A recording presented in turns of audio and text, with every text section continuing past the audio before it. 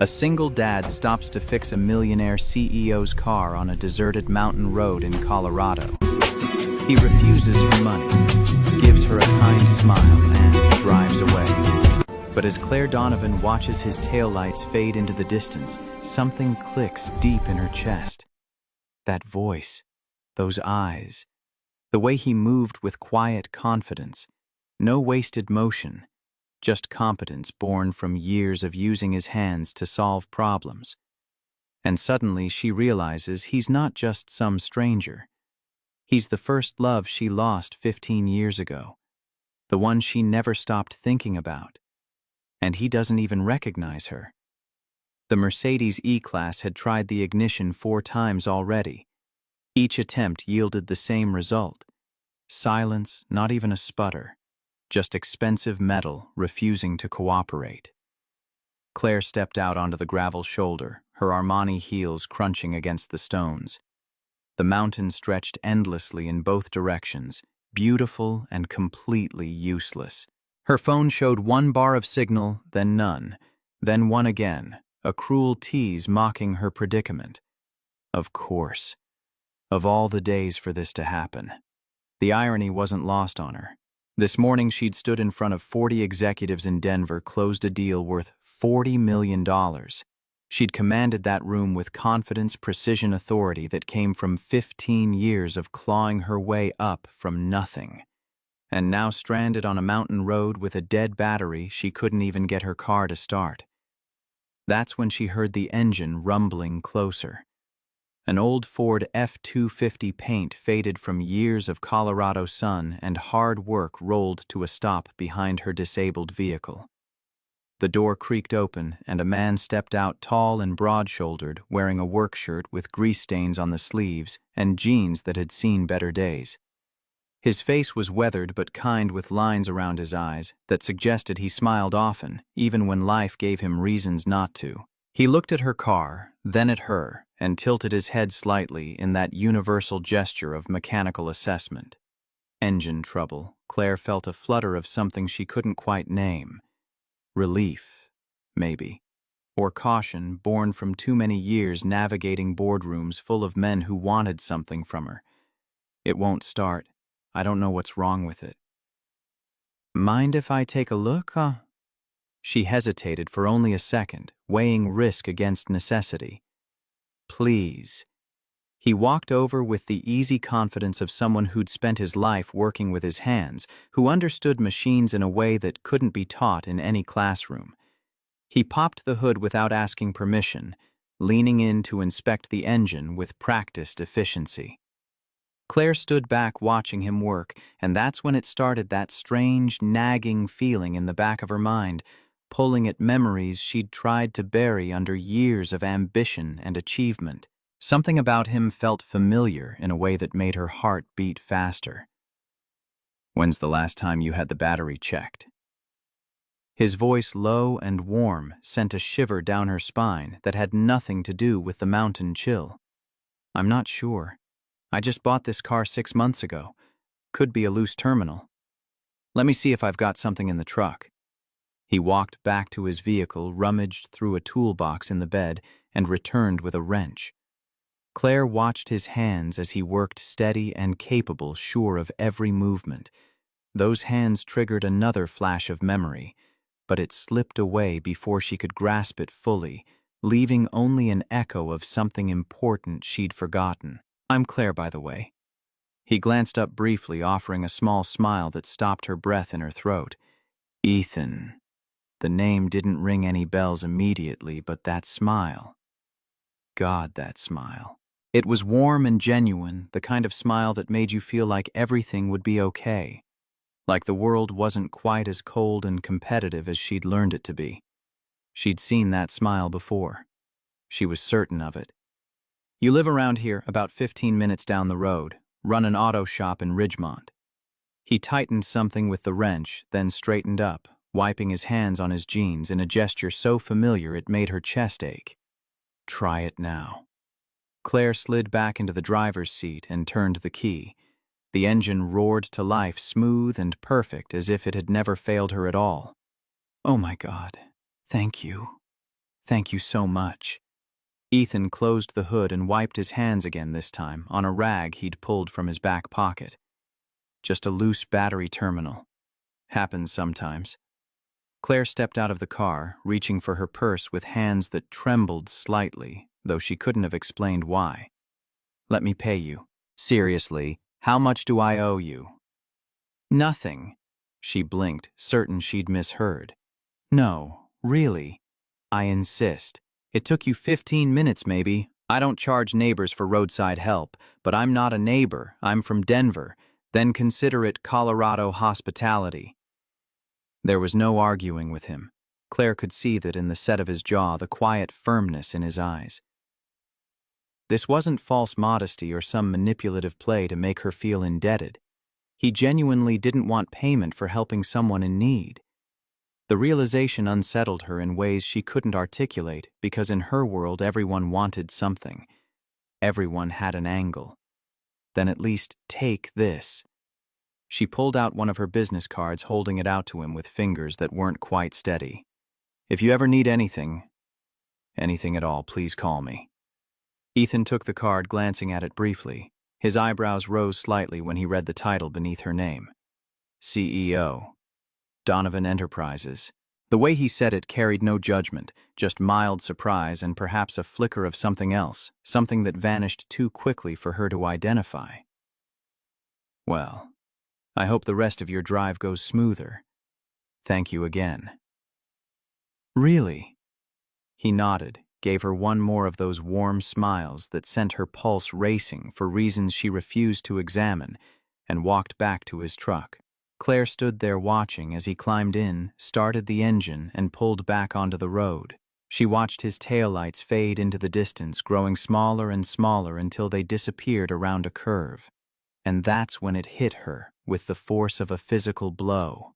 That smile, that kindness, the way he looked at her really looked at her like she was a person and not just a title or a bank account or a stepping stone to something bigger. She knew him. Her breath caught in her throat. Her mind raced backward, sifting through years of memories, searching desperately for where she'd seen that face before. And then, like a photograph developing in slow motion, it came into focus with devastating clarity. 15 years ago. Westfield University. The library steps on a cold October night. She'd been walking back to her dorm late, exhausted from studying and her second job in the campus cafeteria when a group of drunk fraternity brothers had cornered her. Their crude comments and blocking her path had frozen her with uncertainty about what to do, how to escape without making things worse. And then he'd appeared. A guy from her physics class, someone she'd barely spoken to beyond comparing notes and discussing problem sets. He'd stepped between her and them with a quiet, commanding presence that made the drunk boys back off without a single punch thrown. The calm authority in his voice when he'd said they should leave had been more effective than any threat of violence. He'd walked her back to her dorm that night. They'd talked for hours on the steps, and in those hours Claire had felt something she'd never felt before in her hard Scrabble life. Seen. Understood. Safe in a way that had nothing to do with physical protection and everything to do with being recognized as fully human. His name had been Ethan. Ethan Cole. Claire's hands were shaking as she pulled out her phone, fingers fumbling over the screen. She stared at the business card still clutched in her other hand, her heart pounding against her ribs hard enough to hurt. It was him. After all these years, it was really him, and he didn't remember her at all. Claire didn't sleep that night. She lay in her king-sized bed in her empty Denver penthouse, staring at the ceiling, replaying every second of their encounter on that mountain road. The way Ethan had looked at her, kind, helpful, but distant, like she was just another stranded motorist, another stranger whose car needed fixing. Not like someone he'd once stayed up all night talking to about dreams and fears and futures that felt impossibly far away when you were 23 and broke and terrified of failing. He didn't remember her. The realization cut deeper than she'd expected, opening wounds she thought she'd sealed shut years ago with ambition and success. 15 years ago, she'd been nobody. A scared freshman from a broken home wearing second-hand clothes held together with determination and a full scholarship she couldn't afford to lose. Her mother's alcoholism had left scars that went deeper than physical, and college had been her escape route, her one chance to become someone different, someone who mattered. But that night on the library steps, when those men had cornered her and Ethan had stepped in, she'd felt like somebody for the first time in her life. Like she was worth protecting, worth staying up all night to talk to about everything and nothing. They'd discussed their dreams that night, sharing confessions that felt monumental in the darkness. She'd told him about wanting to change the world through business to prove that someone from her background could build something meaningful. He'd shared his own aspirations, simpler but no less genuine. He wanted to work with his hands, build things. Maybe own his own shop someday where he could help people and make an honest living. When the sun came up, he'd kissed her. Soft and gentle, like she was something precious that might break if he wasn't careful. It had been her first real kiss, the kind that meant something beyond fumbling teenage experimentation. Then he was gone. 1 week later, just vanished from campus like smoke dissipating in wind. She'd searched for him desperately, asked everyone who might know where Ethan Cole had disappeared to.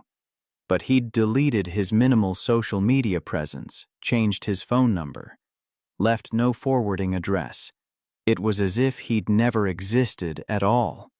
Eventually, through a classmate who knew someone who knew his roommate, she'd learned the truth. His mother had been diagnosed with cancer. He'd had to drop out, go home, take care of her. No money for tuition anymore. No time for anything except survival and caregiving. Claire had been heartbroken, but she'd channeled that pain into fuel. If she couldn't have Ethan, she could at least prove to herself that the girl he'd seen that night, smart, capable, destined for something more, had been real. She'd worked harder, studied longer, graduated with honors, and launched herself into the business world with single-minded determination. She'd built Donovan Enterprises from nothing, clawing her way up through sheer force of will and strategic brilliance that came from having no safety net to catch her if she fell. Every deal closed, every competitor outmaneuvered, every quarter of growth had been proof that she wasn't that scared girl anymore. She was someone who mattered, someone with power and influence, and a name that commanded respect. But she'd never forgotten Ethan Cole, never stopped measuring other men against the memory of someone who'd protected her without expecting anything in return, who'd talked to her about dreams instead of using her vulnerability as an opportunity. Now, lying in her penthouse with Denver's lights glittering below like earthbound stars, Claire grabbed her phone off the nightstand. 3 a.m, but sleep was impossible anyway. She pulled up Google, typed in his name with trembling fingers. Cole Auto Repair appeared immediately, complete with reviews. Photos, a simple website that probably hadn't been updated in years. There was a picture of Ethan standing in front of the shop, arms crossed, wearing that same quiet smile. Older, more weathered, but unmistakably him. The reviews painted a picture that made her throat tight. Customers praising his honesty, his fair prices, his willingness to help people who couldn't afford full repairs. One review from a single mother. He fixed my car for free when I had no money and 3 kids to feed. Another from an elderly man: Ethan taught my grandson basic mechanics instead of charging me for simple maintenance. These weren't just testimonials about a good mechanic. They were evidence of a good man. She switched to Facebook, found his public profile. The photos there stopped her heart. Ethan with a little girl who had his warm brown eyes and dark curls that caught the light. Emma judging by the captions. 8 years old, soccer games and science fairs and camping trips. A simple life documented in snapshots that radiated more genuine happiness than any of Claire's carefully curated business success photos ever had. No wife visible in any recent photos. She scrolled back looking for context and found it in an obituary that made her eyes burn with tears she hadn't cried in years. Sarah Cole née Mitchell died 4 years ago in a car accident on Highway 70. beloved wife, devoted mother to Emma, elementary school teacher who touched countless young lives. Survived by her husband Ethan and daughter Emma, age 4. Claire closed her eyes, overwhelmed by emotions she couldn't name. Ethan had built a life without her, married someone, had a child, lost his wife in the kind of sudden tragedy that reshaped everything. He'd carried on somehow, raising his daughter alone while running a business, and apparently being the kind of person who helped stranded strangers without expecting payment. And through all of that, he'd had no idea that the scared girl he'd rescued 15 years ago had been thinking about him, measuring her success against the memory of someone who'd made her feel worthy of protection and care. The question burning in her chest wasn't whether she had the right to step back into his life. It was whether she had the courage to find out if any part of him still existed in the man he'd become, and if any part of that girl he'd stayed up all night talking to still existed in the CEO she'd turned herself into. She couldn't just walk away. Not after spending 15 years wondering what if. Not when fate or chance or whatever force governed the universe had put him back in her path on a mountain road where her expensive car had broken down and his competent hands had fixed it. Claire made her decision as dawn broke over Denver's skyline, painting the glass towers in shades of gold and pink. She'd go back, find a legitimate reason to thank him properly, see if there was anything left of what they'd shared that night, or if it had been nothing more than a moment that meant everything to her and barely registered for him. By 9 a.m., she was back on the road to Ridgemont, telling herself this was about closure, about putting 15-year-old ghosts to rest. The lie was transparent even to her own mind, but she clung to it anyway as she drove toward the small mountain town where Ethan Cole had built his life. Cole Auto Repair was a modest building on Main Street, sandwiched between a hardware store that looked older than she was and a coffee shop with hand-painted signs advertising locally roasted beans. Claire parked across the street, suddenly uncertain. What was she doing here? What could she possibly say that wouldn't sound desperate or delusional? But before she could talk herself into leaving, Ethan looked up from under the hood of a Chevy truck, saw her car through the bay window, and waved. Recognition without memory, just a friendly gesture to someone he'd helped yesterday. There was no backing out now. The shop smelled like motor oil and metal, familiar scents that triggered more memories of that night when he'd explained physics concepts using car engines as examples, making theory concrete in a way their textbook never had. A woman at the front desk. 50s with kind eyes and graying hair pulled into a practical ponytail, smiled at her entrance. "Help you with something?" Claire opened her mouth, then closed it as Ethan emerged from the service bay, wiping his hands on a rag. His surprise was genuine, pleasant, but confused. "Claire, everything okay with the car?" The sound of her name in his voice, even without recognition attached to it, made her pulse quicken. "The car's perfect. I brought lunch, to say thank you properly, if you have time." Something flickered across Ethan's face. Hesitation, maybe, or uncertainty about why a CEO would drive 90 minutes to bring lunch to a mechanic who'd tightened a battery terminal. He glanced back at the shop, then at her, weighing considerations she could only guess at. "Yeah, I can take a break." They ended up at the coffee shop next door, sitting at a small table by the window, where she could see his truck parked outside the shop. Claire had brought sandwiches from an upscale Denver deli, suddenly hyper-aware of how out of place the expensive packaging looked in this simple mountain town. Ethan unwrapped his without comment, but she caught the slight raise of his eyebrows. "You didn't have to do this. I wanted to. You saved me from missing the biggest meeting of my quarter." Ethan took a bite, chewed thoughtfully. Just tightening a bolt. Not exactly heroic. They ate in silence for a moment, Claire's mind racing through possible conversation starters that wouldn't immediately reveal her true purpose. But Ethan spoke first, his voice carrying a note of genuine curiosity mixed with something that might have been wariness. "Can I ask you something?" Claire's heart jumped. "Of course, yesterday when you gave me your card." "Claire Donovan, CEO. You're that Claire Donovan. I looked you up last night." The admission surprised her, sent a flutter of something hopeful through her chest even as his next words crushed it. You've done incredible things. Built an empire from nothing, apparently. Why are you really here? Claire set down her sandwich, hands trembling slightly. This was it. The moment where she could tell the truth or maintain the pretense that this was just gratitude. I told you. To thank you. People like you don't drive an hour each way to bring lunch to a small-town mechanic. So what is this really about? His voice was gentle but firm, the same tone he'd used with those drunk fraternity brothers 15 years ago. Not aggressive, just absolutely certain of his boundaries. Claire felt the walls she'd built around herself, CEO armor designed to intimidate and impress, crumbling under that steady gaze. You think I'm slumming it? That this is some kind of charity? Hurt flashed across his features, quickly masked. I don't know what to think. You're a CEO. I fix cars and go home to frozen dinners and an 8-year-old daughter. We live in different worlds. We didn't always.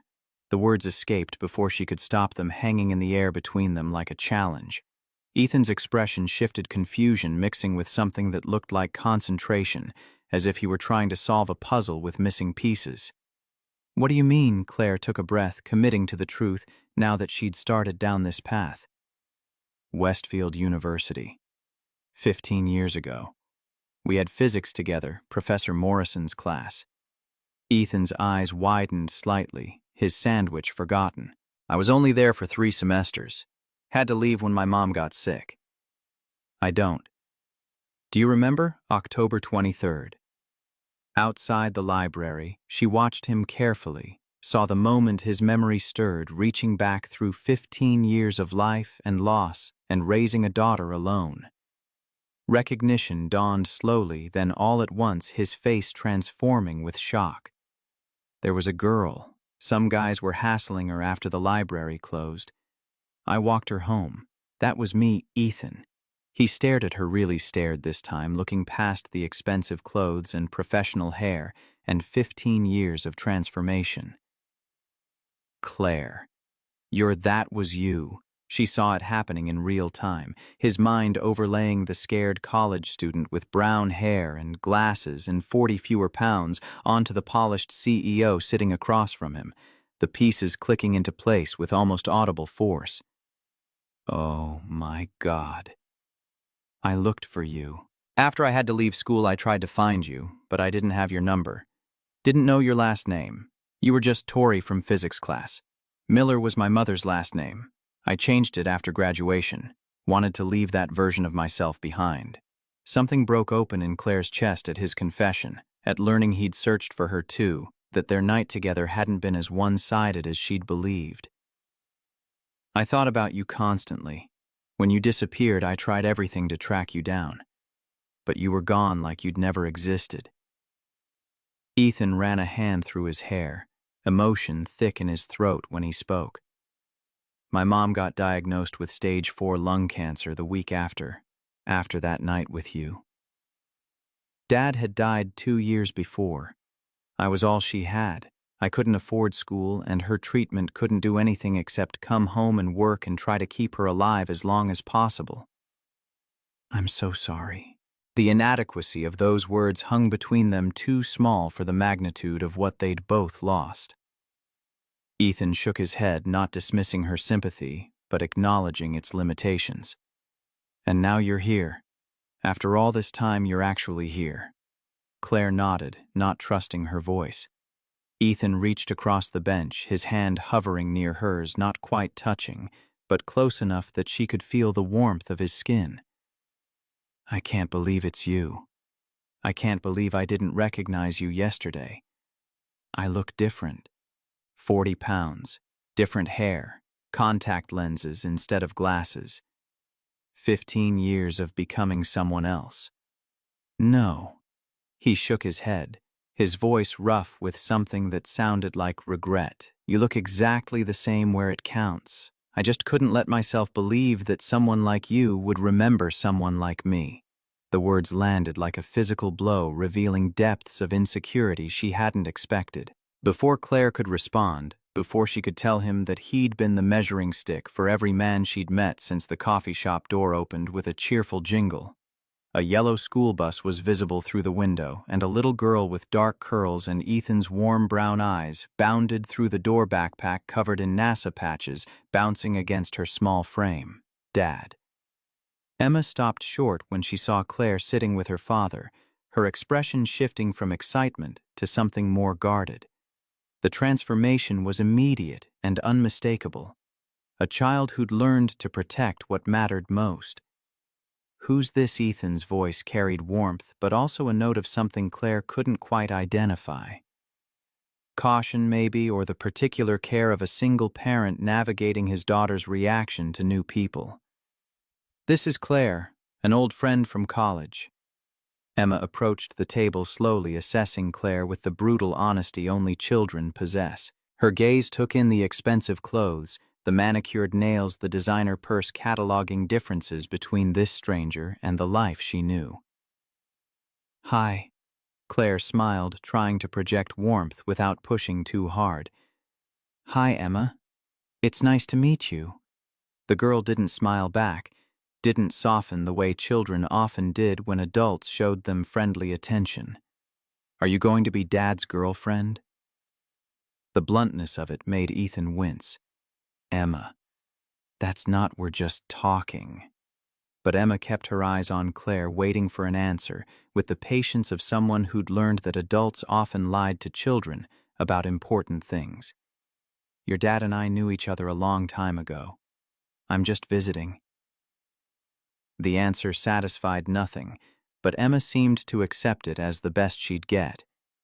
She turned to Ethan, her whole demeanor shifting back to the excited child who'd bounced through the door. "Can we go home? I'm hungry and I have homework about friction and you promised to help." "Of course, sweetheart. Let me just—" He looked at Claire, apology written in every line of his face. "I should go. Emma needs—" "I understand." But Emma was already heading for the door, clearly expecting her father to follow immediately. Ethan stood, hesitated, then spoke in a voice low enough that only Claire could hear. "This is a lot. You showing up after 15 years. I need to think about what it means, what you want. I just wanted to see you again. To know if there's anything left of what we had that night. If the guy you remember still exists." The vulnerability in his question stripped away pretense. "Yes." Ethan looked out the window where Emma waited by his truck, arms crossed in a posture that mirrored his own defensive stance.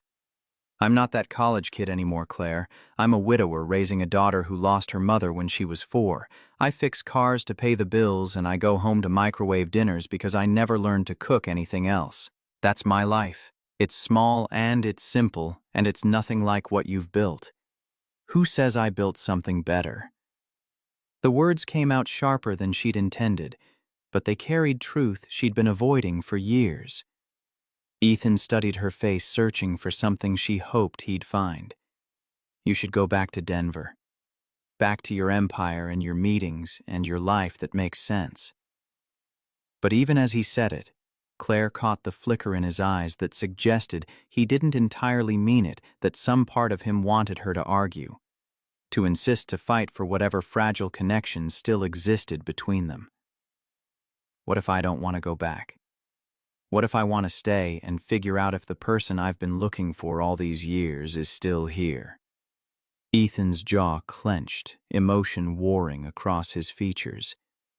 "Then you need to understand something. Emma comes first. Always. If you're going to be around, if you're going to... Whatever this is, she's part of it. And she's not easy. She's protective and scared, and she doesn't trust people who might leave. I'm not asking to replace anyone. I'm just asking for a chance to see if we can figure out what this is." Emma knocked on the window, impatience written in her small frown. Ethan raised a hand to acknowledge her, then turned back to Claire with something that looked like surrender mixed with hope.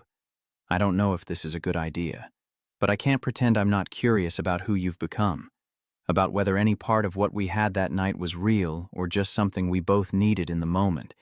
It was real for me. Still is. The confession hung between them, vulnerable and terrifying. Ethan nodded slowly, processing implications Claire herself hadn't fully thought through. Come to Emma's science fair. Friday night, 6 p.m. at Ridgemont Elementary. If you're serious about understanding my life, start there. I'll be there. He gave her one more long look, something complicated and conflicted, then walked out to where his daughter waited. Claire watched them drive away Ethan's old truck rattling down Main Street and realized she'd just committed to something that terrified her more than any boardroom negotiation ever had. She'd committed to seeing if the man she'd built 15 years of fantasies around could coexist with the reality of who he'd become, and whether the woman she'd turned herself into could fit into a life that had no space for CEOs and empires, only for honest work, and a daughter who needed stability more than excitement. Claire spent the next 2 days in Ridgemont, telling herself she was working remotely, when really she was learning the rhythms of a town she'd never expected to care about. She rented a small cabin on the edge of town, set up her laptop at the coffee shop next to Cole Auto Repair, and pretended the proximity was coincidental. Maria, the woman who worked reception at Ethan's shop, saw through the pretense immediately. On Wednesday afternoon, she slid into the chair across from Claire without invitation, carrying 2 cups of coffee and a knowing smile. "You're the CEO from the car breakdown." Claire looked up from her laptop, caught off guard. "How did you small town?" "Word travels. Plus Ethan told me you two knew each other in college." Maria set one coffee in front of Claire, claiming the other for herself with the ease of someone who'd decided they were going to have this conversation, whether Claire wanted it or not. "What are you doing here, honey? And don't say work, because I've seen plenty of people work remotely, and none of them look at an auto shop the way you look at that one." The directness should have offended her, but something about Maria's warmth made defensiveness feel pointless. "I'm trying to figure out if I made a mistake 15 years ago, or if I'm making one now." Maria sipped her coffee, considering. "Ethan's a good man, best I've ever worked for. But he's been through hell. His mama's cancer, then losing Sarah so suddenly, raising Emma alone while trying to keep the business going. He doesn't need someone who's going to waltz in, stir everything up, then leave when it gets complicated. I'm not planning to leave. You planning to stay in Ridgemont, running a logistics empire from a coffee shop in a town of 5,000 people?" The question landed with uncomfortable accuracy. Claire had been avoiding thinking that far ahead, focusing on Ethan and ignoring the practical impossibilities of maintaining her business life while pursuing whatever this was. "I don't know yet. I'm trying to figure it out."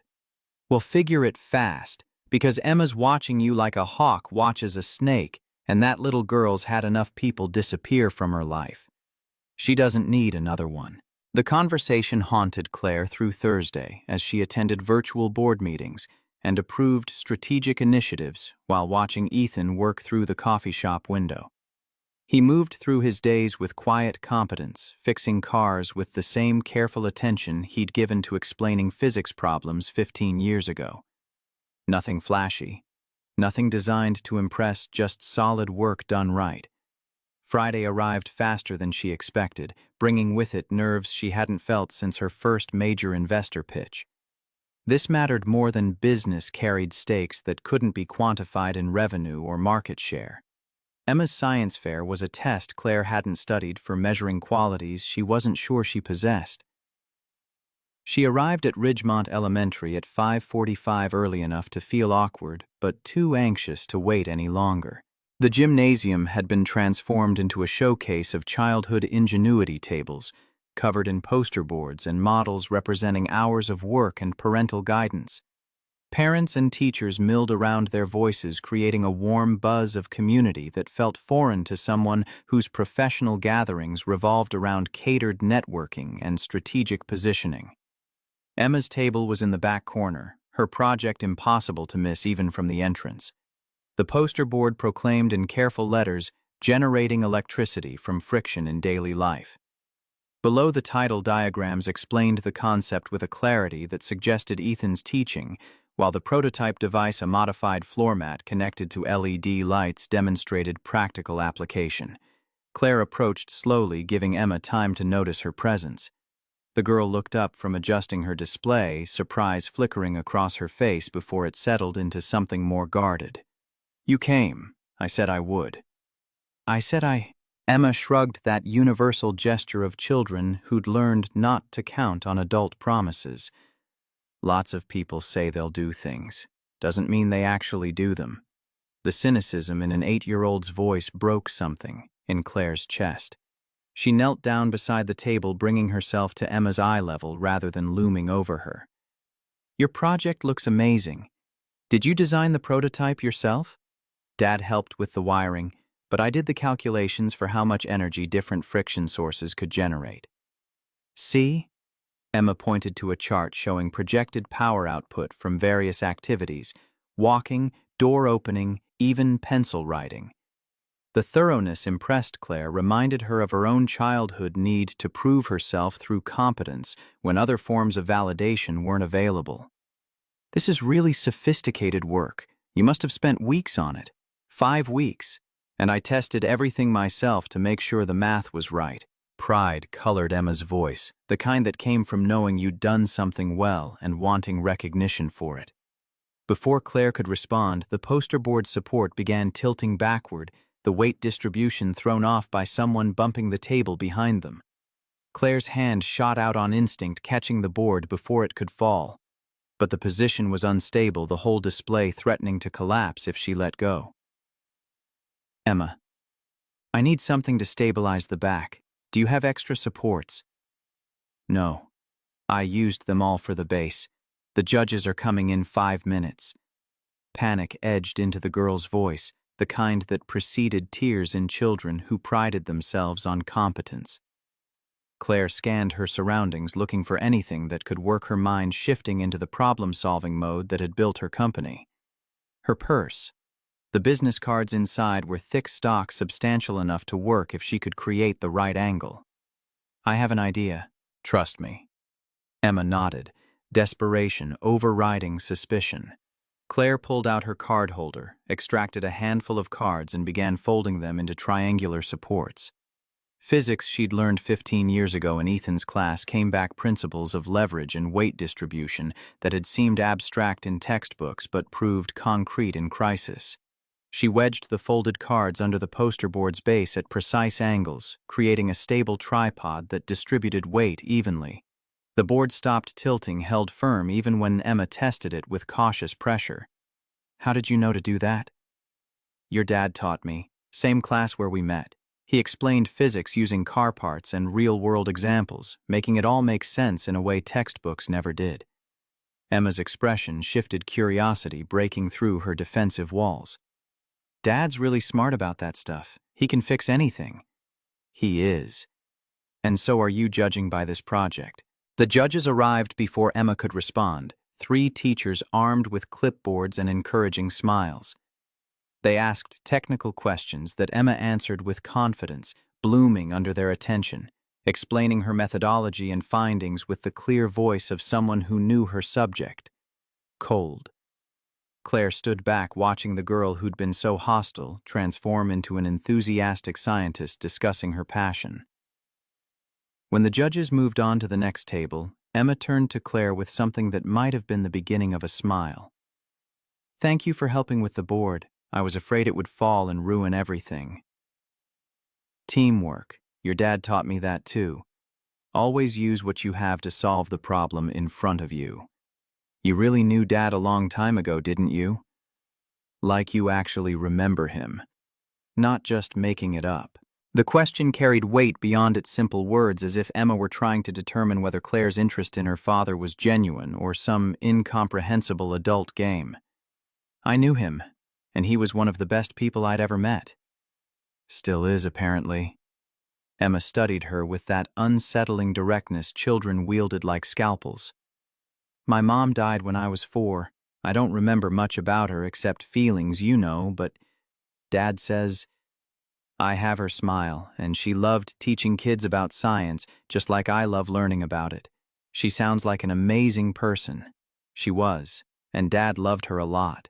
He still does, I think, even though she's gone. The statement hung between them, a boundary being drawn with 8-year-old clarity. Claire understood the message. Emma's mother would always be part of their family, always hold space in Ethan's heart, and anyone entering their lives needed to accept that reality. Your dad has a big heart, big enough to love your mom and still have room for other people. That's a strength, not a limitation. Emma tilted her head, considering this perspective. Are you one of the other people? Before Claire could formulate an answer that was both honest and appropriate for a child's ears, Ethan's voice cut through the gymnasium noise. Emma, I made it. He rushed over, still wearing his work shirt with fresh grease stains, his face carrying the particular stress of a parent who'd promised to be somewhere and nearly failed. He stopped short when he saw Claire kneeling beside his daughter, his expression cycling through surprise, confusion, and something that looked like cautious pleasure. Claire, you actually came. I said I would. Emma tugged on his sleeve, eager to share her moment. Dad, I got 3rd place, and Claire helped me fix my board when it almost fell. She showed him the ribbon, bronze but treasured, and his face transformed with pride so pure it made Claire's throat tight. He scooped Emma up in a hug that lifted her off the ground, spinning her once before setting her back down. I'm so proud of you, sweetheart. 3rd place is amazing. Claire helped. She used her business cards to make supports like physics with triangles and weight, and she said you taught her that. Ethan's gaze found Claire's. Over Emma's head, something complex and searching in his expression. She was a better student than I was, remembered things I'd forgotten I knew.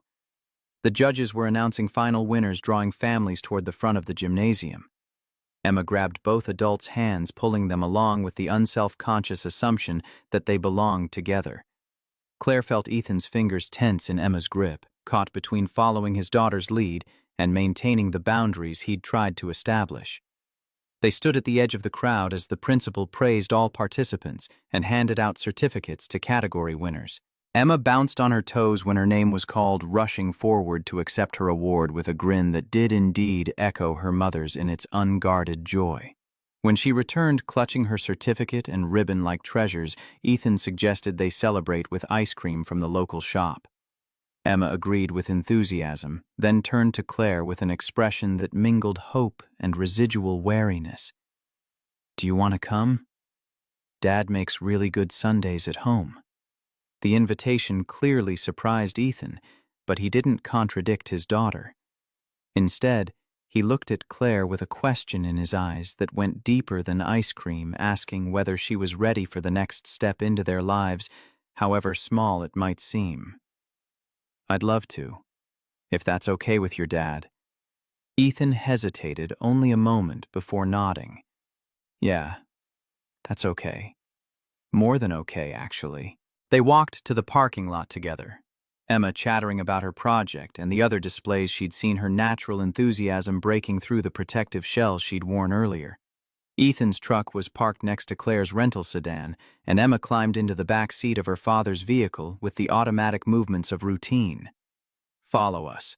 It's about 10 minutes if you don't get stuck behind the mail truck. Ethan's directions were simple, but his voice carried undercurrents of significance. He was inviting her into his home, into the life he'd built without her, and both of them understood this meant something beyond dessert. The drive gave Claire time to process what she was doing, following a man she'd known for one night 15 years ago, to a house full of memories she hadn't been part of creating. By the time she pulled up behind Ethan's truck in the driveway of a modest ranch-style home, her hands were shaking on the steering wheel. The house was exactly what she'd expected, well-maintained but showing its age, with a small yard and a basketball hoop that had seen better days. Emma led the way inside with the confidence of someone on her home territory, dropping her backpack by the door and heading straight for the kitchen. Claire stepped through the entrance more carefully, taking in details that told stories without words. Photos on the wall chronicled Emma's growth from infant to present, many, including a beautiful woman with warm brown eyes who must have been Sarah. The furniture was comfortable but worn, chosen for durability over style. Everything spoke of a life built on modest means and strong foundations, priorities that had nothing to do with impressing visitors. Make yourself at home. The living room's more comfortable than it looks. Ethan's voice carried a hint of self-consciousness, as if he were suddenly seeing his space through her eyes and finding it wanting. Claire wanted to tell him that his home felt more real than her expensive penthouse ever had, but Emma was already calling from the kitchen about ice cream flavors. The three of them assembled Sundays with a chaotic enthusiasm that Claire hadn't experienced since childhood, before her mother's alcoholism had made joy feel dangerous. Emma insisted on demonstrating the proper chocolate-to-vanilla ratio while Ethan explained his secret to perfect hot fudge consistency. Their easy rhythm spoke of countless evenings like this, small traditions that wove the fabric of their shared life. Sitting at Ethan's kitchen table with ice cream melting on her spoon, Claire felt something shift inside her chest.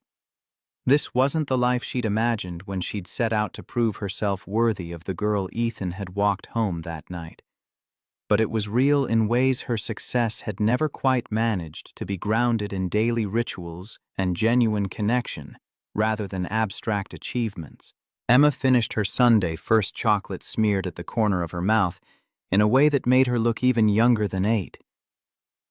"Can I watch a show before bed, Dad?" One episode, then teeth brushing and pajamas.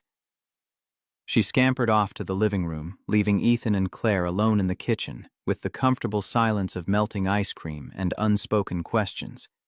Ethan started clearing bowls with the automatic movements of single-parent efficiency. You don't have to stay if you have somewhere to be. Work or meetings or whatever CEOs do on Friday nights. I don't have anywhere to be. That's kind of the problem. The admission surprised them both. Ethan paused in his dishwashing, looking at her with new attention. What does that mean? Claire stood, needing movement to voice thoughts she'd been avoiding. It means I built this empire everyone's so impressed by, and it's empty. I go home to a penthouse where no one's waiting. I attend events where people want things from me but don't actually know me. I've succeeded by every metric I set for myself, and I'm lonelier than I was when I was that scared college kid eating ramen in her dorm. Ethan dried his hands on a dish towel, his expression careful. So what?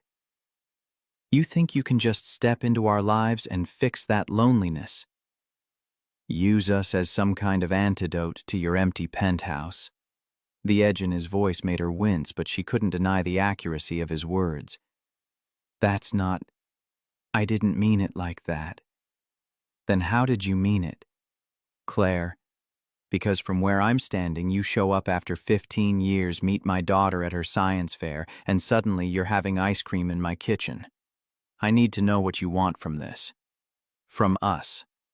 I want to see if the person I've been measuring everyone against for 15 years actually exists, or if I invented him to make sense of why I could never connect with anyone else. The raw honesty seemed to catch him off guard. He set down the dish towel, leaned against the counter with his arms crossed in a posture that was pure defense.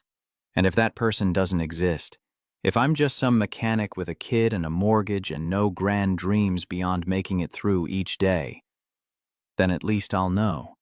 At least I can stop wondering what if and move forward with my actual life instead of this half version where nothing feels quite real because I'm always comparing it to a memory. Ethan was quiet for a long moment, the only sound Emma's television show filtering in from the living room. When he finally spoke, his voice carried the weight of someone who'd learned caution through painful experience. I'm scared, Claire. Scared that you'll figure out I'm not who you remember and disappear again. Scared that Emma will get attached and then lose another person she cares about. Scared that I'll start to believe this could work and then wake up alone again when you realize small-town life doesn't match your expectations. What if I'm scared too? What if I'm terrified that I've spent 15 years becoming someone who doesn't know how to be the kind of person who fits in a life like this? The vulnerability in her question seemed to crack something in Ethan's careful control. He crossed the small kitchen in 2 steps close enough that she could see the flecks of gold in his brown eyes, close enough to feel the warmth radiating from his work-worn frame. Then maybe we're both scared. Maybe that's where we start. 2 people who have no idea what they're doing but are willing to try anyway. Claire's breath caught as his hand came up to cup her cheek, the gesture achingly gentle, despite the calluses on his palm. For a moment, she thought he might kiss her bridge, the 15 years between that dawn on the library steps and this kitchen that smelled like chocolate and possibility. But Emma's voice called from the living room, breaking the moment before it could fully form. "Dad, my show's over. Is Claire still here?" Ethan stepped back, his hand falling away, leaving Claire's skin cold where his touch had warmed it. "Yes, sweetheart, she's still here." Emma appeared in the doorway, her eyes sharp with the perception of children who'd learned to read adult undercurrents. "Are you going to stay for a while? Or do you have to go back to Denver tonight?" The question held more weight than its simple words suggested, asking not just about tonight, but about Claire's intentions toward the fragile ecosystem of their family. "I'm staying in Ridgemont for a bit. I rented a cabin so I can work remotely." Emma nodded slowly, processing this information with visible calculation. "That's good. Because if you're going to be Dad's friend, you should probably stick around long enough to actually be a friend, not just visiting." Out of the mouths of babes came wisdom that cut straight through pretense. Ethan looked at his daughter with something between pride and concern, recognizing her attempt to protect them both while also opening the door to possibility. Claire's right, though. She should probably head home now. It's getting late, and we all have big days tomorrow. The dismissal was gentle but firm, establishing boundaries, even as he'd just admitted to being willing to try. Claire understood the necessity, recognized that whatever this was between them needed to develop at a pace Emma could handle, not race forward on the momentum of 15-year-old memories. She said her goodbyes, thanked Emma for letting her share the celebration, and walked to her car with the feeling that she'd just passed some crucial test without quite understanding all the questions. Ethan walked her out, hands shoved in his pockets against the evening chill. "Thank you for coming tonight. It meant a lot to Emma, even if she's trying hard not to show it. She's protecting you both. I understand that. Do you? Because sometimes I wonder if people who've built what you've built can really understand what it's like to live small, to have your whole world fit in a 3-bedroom house and a daughter's smile." The words stung because they carried truth she'd been avoiding. Claire turned to face him fully, needing him to see the honesty in her eyes. "I don't understand your life, Ethan. I don't know what it's like to raise a child alone or run a business where you actually know every customer's name. But I want to learn. I want to understand. That has to count for something." Ethan studied her in the deepening twilight, his expression unreadable. "It counts. I'm just not sure if it's enough. But I guess we'll find out." He stepped back, creating distance that felt necessary and painful in equal measure. Claire got in her car, started the engine, and drove away, watching him in her rearview mirror, until the darkness swallowed his figure. Only then did she let the tears fall, overwhelmed by the complexity of wanting something she didn't know how to have, and being someone she wasn't sure could fit into the life she'd just glimpsed. The cabin she'd rented felt emptier than her Denver penthouse, filled with the echo of voices that weren't there and the ghost of possibilities she'd barely begun to explore. She lay in bed staring at the ceiling, replaying every moment of the evening, and realized with dawning clarity that this was only the beginning. Whatever happened next would require more than nostalgia and half-remembered chemistry. It would require becoming someone new while honoring who she'd been, finding a way to bridge 2 lives that had diverged 15 years ago and might be too different now to ever truly reconnect. But Emma's face when she'd won 3rd place, Ethan's hand on her cheek in that kitchen, the possibility of belonging somewhere real instead of successful, these things pulled at her with a force that felt like gravity, inescapable and fundamental. She'd spent 15 years building an empire. Maybe it was time to learn how to build a home. The next 2 weeks settled into a rhythm that felt both natural and terrifying. Claire worked from the coffee shop most mornings, her laptop open to spreadsheets and video conferences while her attention drifted toward the garage across the street.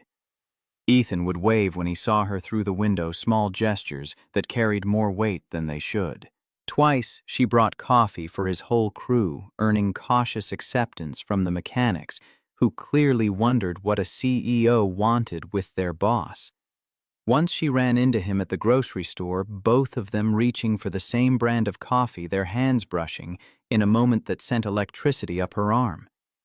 Emma remained the wild card, sometimes friendly and talkative, other times retreating behind walls that reminded Claire painfully of her own childhood defenses. The girl tested boundaries with the precision of someone who'd learned that adults made promises they didn't keep, asking questions designed to catch inconsistencies. "How long are you staying? Do you have kids of your own?" "Why don't you live in Ridgemont if you like it so much?" Claire answered honestly, even when the truth revealed her own uncertainty. She didn't know how long she'd stay. She'd never had children because work consumed everything. She couldn't move to Ridgemont without dismantling a career she'd spent 15 years building. The admissions felt like failures, proof she didn't belong in their world of school pickups and little league games, and lives built around stability rather than ambition. Maria became an unexpected ally, offering insights into Ethan's world with the straightforwardness of someone who'd earned the right to speak bluntly. Over coffee on a Wednesday afternoon, she explained the reality Claire needed to understand. Sarah's death nearly destroyed him. Not just the grief, though, that was bad enough. The practical stuff. Learning to braid hair for Emma's school photos. Figuring out who to call when his daughter got her first period, which thank God hasn't happened yet, but it's coming. Being mother and father both when he barely knew how to be a decent father on his own. The picture Maria painted was far removed from Claire's corporate battles, grounded in daily survival rather than strategic victories. Ethan had learned to pack lunches that met nutritional guidelines while still including treats Emma would actually eat. He'd mastered the art of checking homework while running the shop's books, stealing moments between oil changes to help with multiplication tables. He'd become expert at reading his daughter's moods, knowing when silence meant she was processing something versus when it signaled the kind of sadness that required ice cream and bad movies. "He doesn't have space for games, honey. If you're going to be part of their lives, you need to be sure. Really sure. Because Emma's watching everything, cataloging every promise you make, waiting for you to prove you're just another person who'll leave." The warning lodged in Claire's chest like a stone, heavy with implications she couldn't ignore. That evening, alone in her cabin, with nothing but the sound of wind through pine trees, she forced herself to confront the question she'd been avoiding. What did she actually want from this nostalgic romance with a man she'd known for one night 15 years ago? An escape from the emptiness of her successful but lonely life? Or something real that would require sacrifices she wasn't sure she could make? Her phone buzzed with an email from her CFO. The subject line made her stomach drop. "Board meeting required. Southwestern freight situation." She opened it with dread already pooling in her gut. Southwestern Freight, their largest client accounting for 30% of revenue, was threatening to terminate their contract unless Claire returned to Denver full-time. They wanted face-to-face meetings, immediate responses, the kind of hands-on management she'd been providing remotely, but apparently not to their satisfaction. The email continued with clinical precision, laying out consequences. Losing Southwestern would mean layoffs, potentially dozens of people who depended on their jobs. It would mean admitting to her board that remote work wasn't sustainable for a CEO, that her Denver presence was non-negotiable. It would mean choosing between the company she'd built and the tentative possibility growing in Ridgemont. Claire stared at the screen until the words blurred her carefully constructed fantasy, colliding with economic reality. She'd been playing house, pretending she could maintain her empire while exploring a relationship that existed more in memory than present fact. The illusion shattered with the force of a 30% revenue loss. Thursday morning found her driving to the garage before she'd fully processed what she needed to say. Ethan was under a Dodge Ram, only his legs visible, the sound of tools against metal echoing in the bay. She waited until he rolled out on the creeper grease smeared across his forearm and a question in his eyes when he saw her expression. "We need to talk." He stood wiping his hands on a rag that had seen better days, his posture shifting into something defensive. "That's never good." They walked to the small office behind the service bays, a cramped space with a desk buried under invoices and a calendar featuring classic cars. Ethan leaned against the desk, arms crossed, waiting with the patience of someone who'd learned to let other people explain their exits. "I got an email last night. My biggest client is threatening to leave unless I'm in Denver full-time. 30% of my revenue gone if I don't go back. So go back." The flatness in his voice hit harder than anger would have. He wasn't even going to fight for her, already accepting her departure as inevitable. "That's it.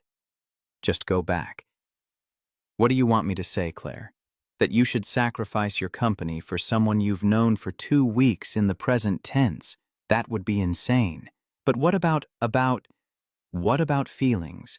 About a night 15 years ago that we've both built into something bigger than it probably was? That's not enough to base a life on."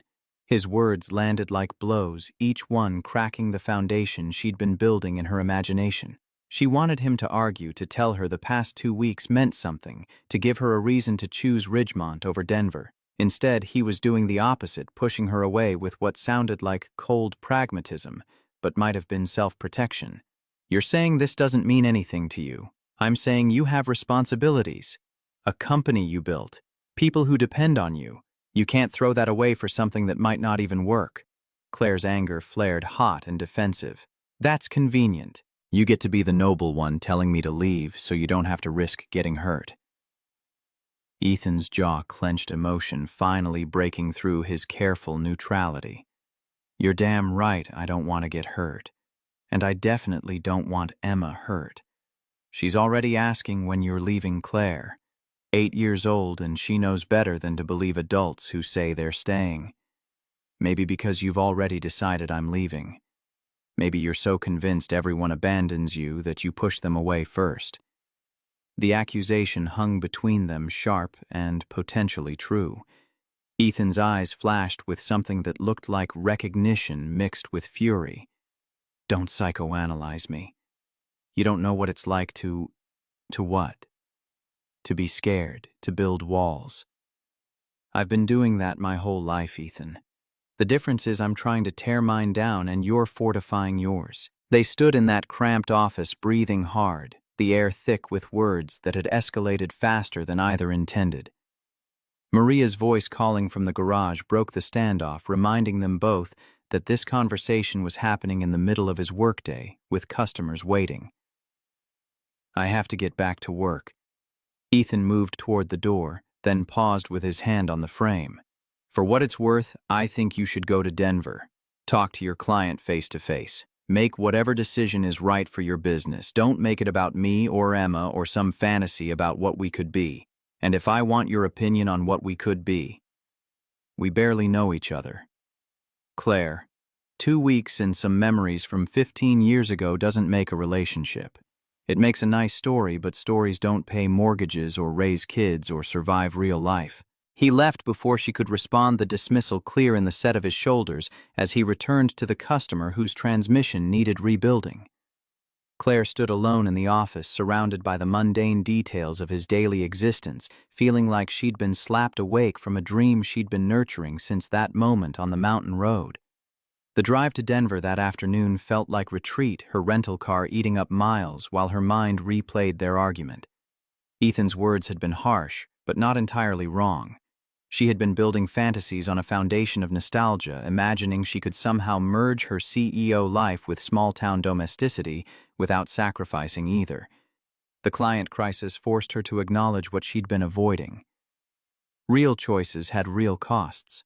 Her meeting with Southwestern Freight's executives was scheduled for Friday morning, which gave her Thursday evening to prepare arguments, and Friday night to stare at her penthouse ceiling, feeling the emptiness Ethan had accurately identified.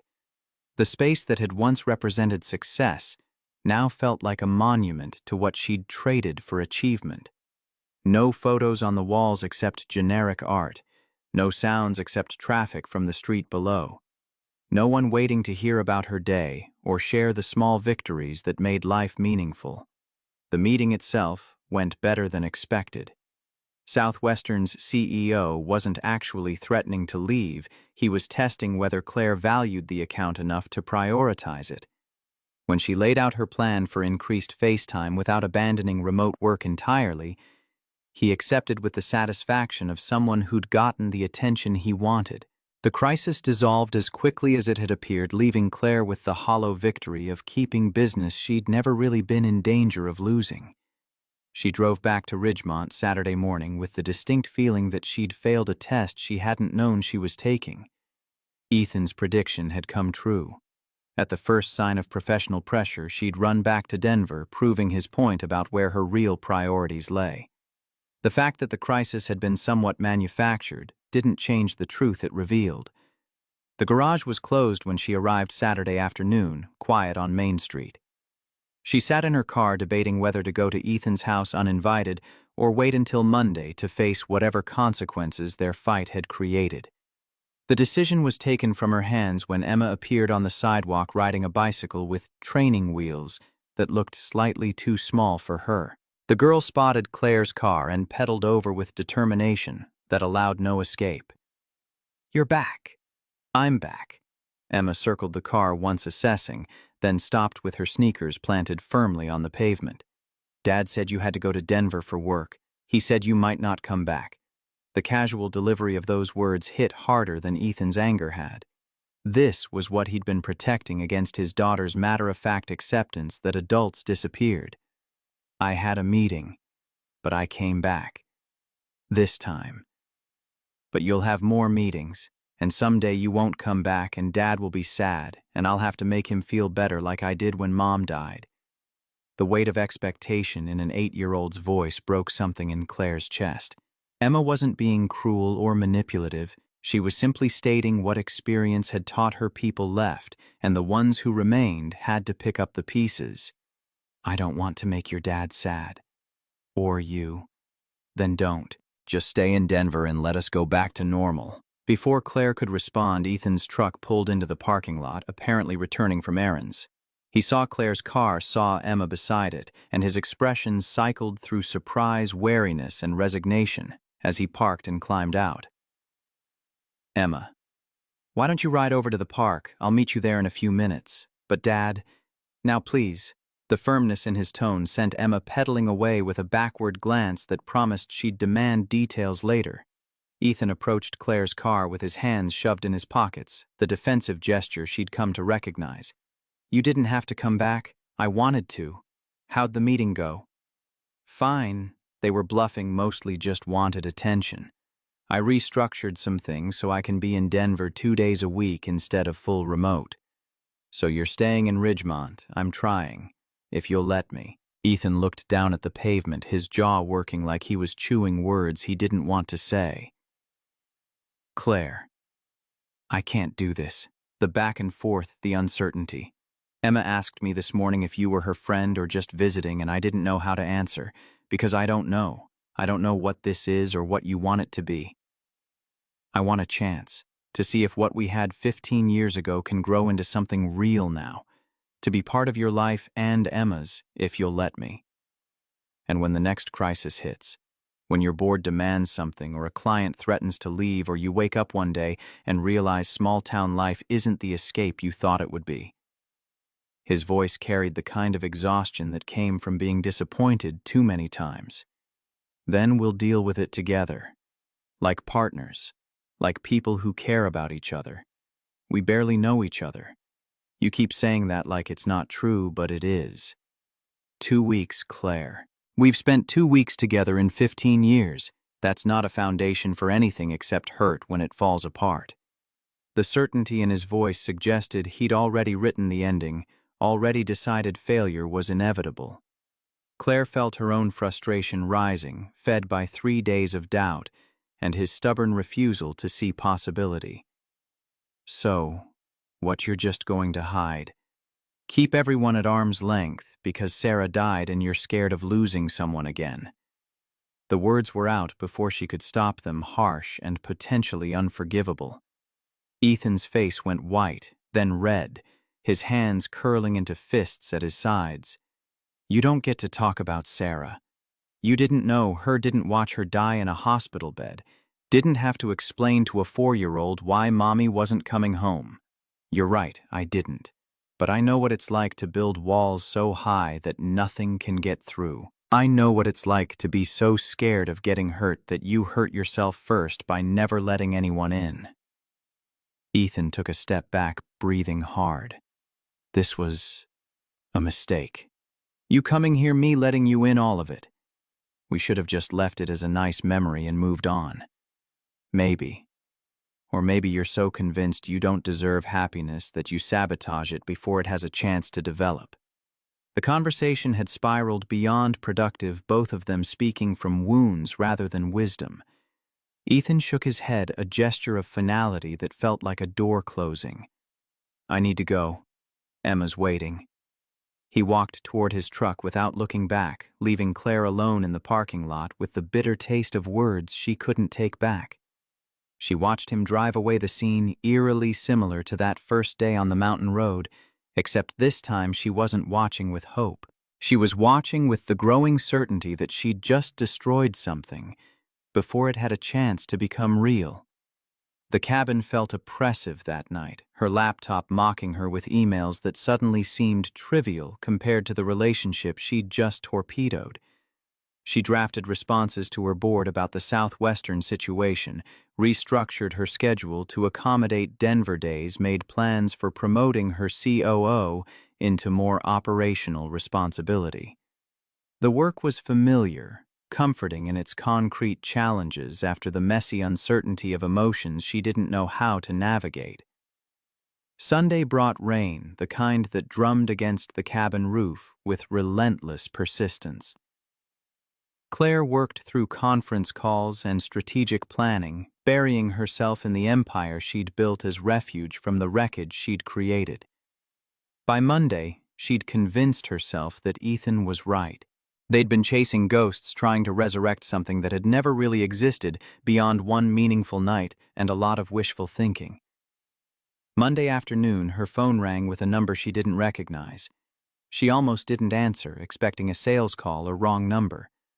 Emma's voice on the other end stopped her breath. Claire, it's Emma. Can you come pick me up? The tremor beneath the words triggered immediate alarm.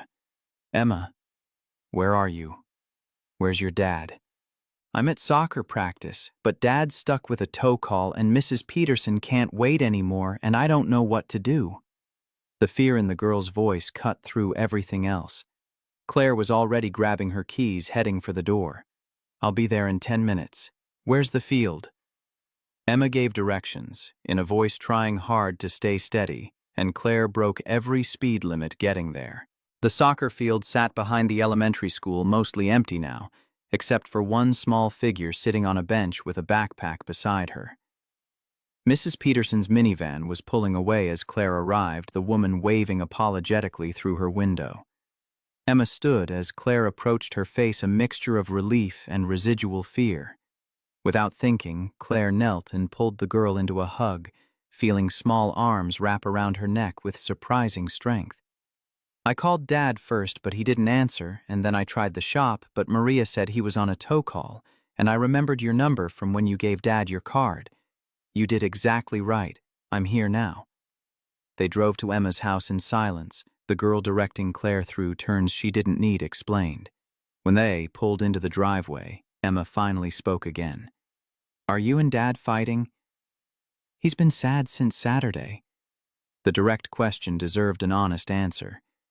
We had a disagreement about whether I should stay or go back to Denver. Do you want to stay? Yes, but I don't think your dad wants me to. Emma unbuckled her seatbelt, her expression serious beyond her years. Dad wants you to stay. He's just scared you'll leave like everyone else. Like his mom and like my mom and like everyone who matters. The insight from an 8-year-old carried more wisdom than Claire had managed in days of overthinking. Before she could respond, Ethan's truck pulled into the driveway, his face cycling through confusion and concern when he saw Claire's car. Emma jumped out, running to her father with explanations tumbling over each other about practice and Mrs. Peterson and calling Claire. Ethan listened, his eyes finding Claire's over his daughter's head with an expression she couldn't read. "Thank you for picking her up. I had a breakdown on Highway 70, took longer than expected. It's fine, I'm glad she called." Emma tugged on Ethan's sleeve with the impatience of someone with important information. "Dad, can Claire stay for dinner?" "Please. She saved me from being stuck at school." Ethan hesitated, clearly torn between gratitude and whatever boundaries he'd tried to establish Saturday. "I'm sure Claire has things I don't. I'd like to stay if that's okay." The permission came out more vulnerable than she'd intended, revealing how much she wanted this olive branch. Ethan studied her face, searching for something, then nodded slowly. "Okay. But I'm warning you, I'm making spaghetti and my cooking is nothing fancy. I don't need fancy." Dinner was awkward at first, conversation stilted around the elephant. Neither adult wanted to address in front of Emma, but the girl filled silences with chatter about soccer practice and a book report due Thursday, her presence forcing them into a simulacrum of normalcy that gradually felt less forced. Claire helped with dishes while Emma started homework at the kitchen table and in the mundane domesticity of soap and warm water. Some of the tension from Saturday began to dissolve. After Emma went to brush her teeth, Ethan finally addressed what had been hanging between them. "I'm sorry for what I said Saturday. About it being a mistake. I'm sorry, too, for bringing up Sarah like that. It was cruel, and I had no right." They stood in his small kitchen, the space between them feeling both vast and negligible. "The thing is, you weren't entirely wrong. I am scared. Terrified, actually. Because I'm falling for you, and I don't know what to do with that." The confession stopped. Her heart restarted it with a rhythm that felt dangerously like hope. "I'm falling for you, too. Have been since that first day on the mountain road, maybe before, maybe for 15 years. But I don't know how to do this. How to be the person who fits in your life. Maybe neither of us knows. Maybe that's where we start. Two people who are scared but willing to try anyway." Emma's voice called from upstairs, asking for help with a tangle in her hair. Ethan looked toward the stairs, then back at Claire. "Stay. After I get her to bed, we should talk. Really talk about what this could look like if we're both brave enough." Claire nodded, not trusting her voice. She waited while he went upstairs, listening to the sounds of bedtime routines filtering down water, running Emma's protests about brushing thoroughly, Ethan's patient reminders. The ordinary soundtrack of family life that she'd never been part of, but desperately wanted to learn. When he came back down, they moved to the porch where this conversation had started 2 weeks ago. The rain had stopped, leaving the air clean and cool, stars visible between breaking clouds. "I spoke with my board Friday. I'm restructuring so I can work mostly remote Denver 2 days a week. It'll mean stepping back from some operational control, promoting my COO to handle day-to-day while I focus on strategy." That's a big change. It is. And I'm terrified I'll resent it someday. Resent you for being the reason I made it.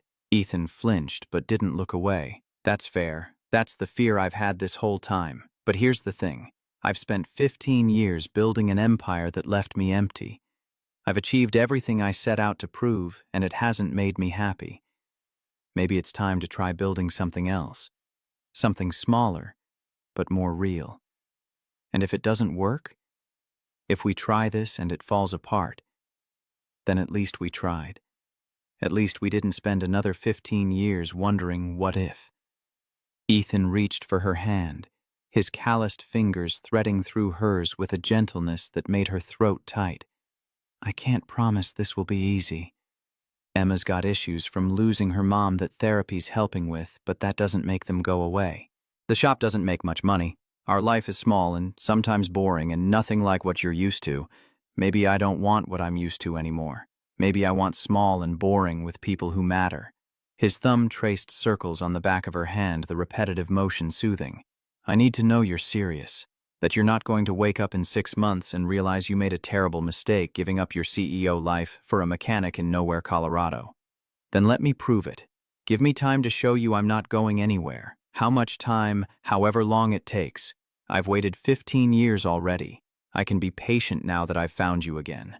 He pulled her closer, his free hand coming up to cup her face the way he had in the kitchen that first night. This time there was no Emma to interrupt, no reasons to hold back except the ones they created themselves.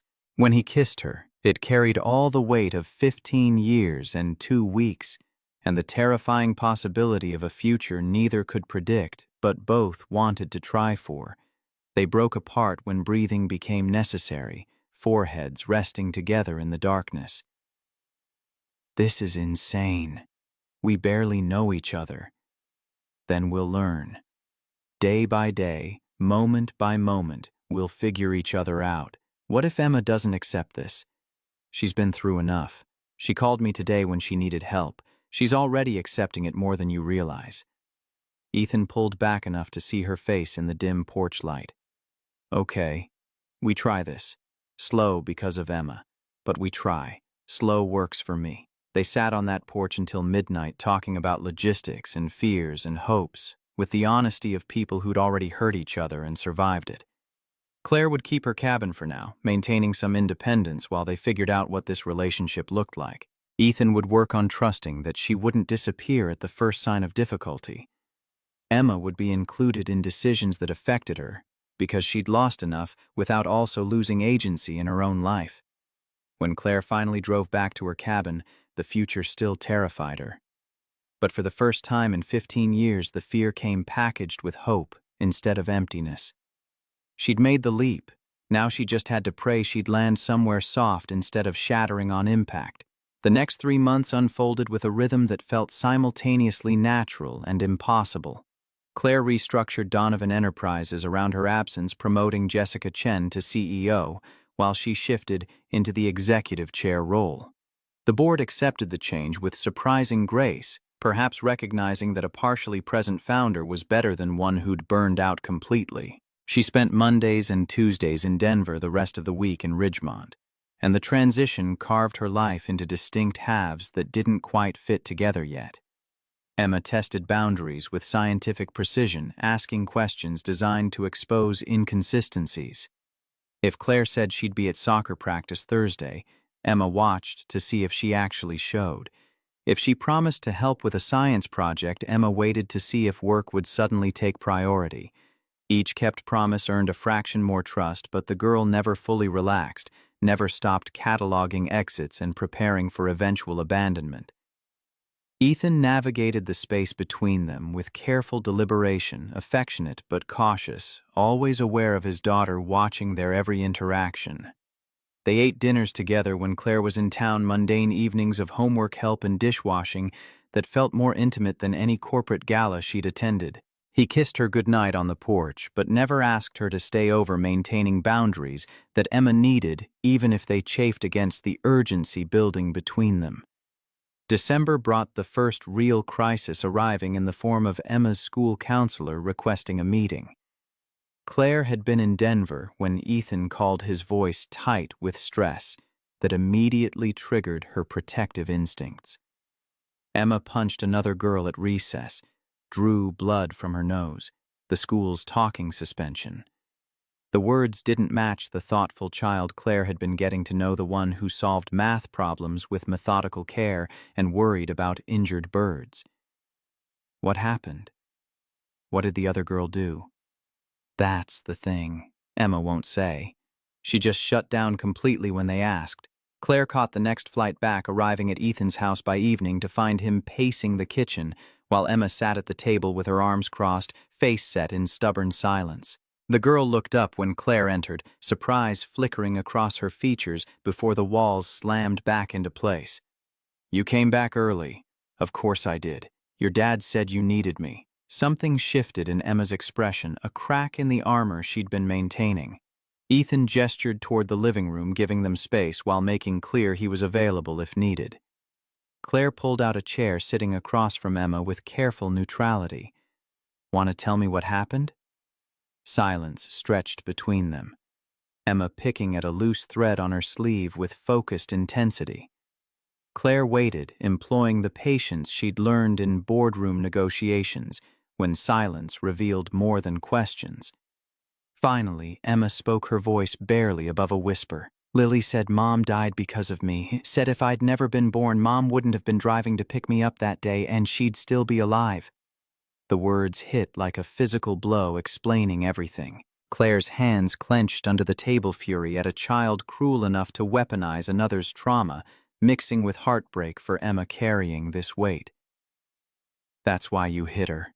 She kept saying it, over and over, that it was my fault, that Dad would be happier if I'd died instead. Emma's voice broke on the last word, tears finally spilling over barriers she'd been maintaining. Claire moved around the table without thinking, pulling the girl into her arms the way she wished someone had held her when she was young and hurting. "Listen to me. Your mom's death was not your fault. It was an accident. A terrible, unfair accident that had nothing to do with you being born or needing to be picked up from school. But if you hadn't existed, your mom and dad wouldn't have had you, which means they'd have missed out on this amazing, brilliant, fierce girl who makes their lives better every single day." Emma clung tighter, her small body shaking with sobs she'd apparently been holding back since the incident. Claire held her through it, making soothing sounds she didn't know she possessed, drawing on instincts she hadn't realized existed until faced with this child's raw pain. Ethan appeared in the doorway, his face crumpling, when he saw his daughter finally breaking down.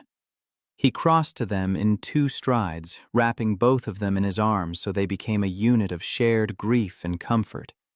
They stayed like that until Emma's sobs subsided into hiccups, until she pulled back with red eyes and a runny nose. "I'm sorry I hit her. I know violence isn't the answer." Her voice carried the rote quality of a lesson learned but not quite believed. Ethan brushed hair from her face with infinite gentleness. "Violence isn't the answer. But I understand why you did it, and we'll work through the consequences together."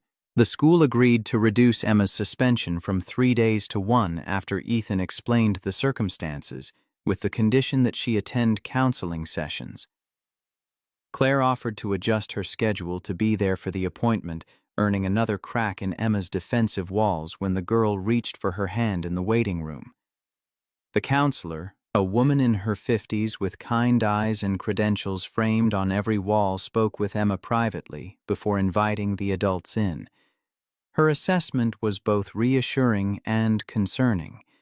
Emma's been carrying tremendous guilt about her mother's death. It's common in children who lose a parent, this magical thinking that they somehow caused or could have prevented the loss. The other girl's comments triggered something Emma's been suppressing for years. She sat across from them, hands folded with professional calm. "The good news is, Emma's willing to work on this.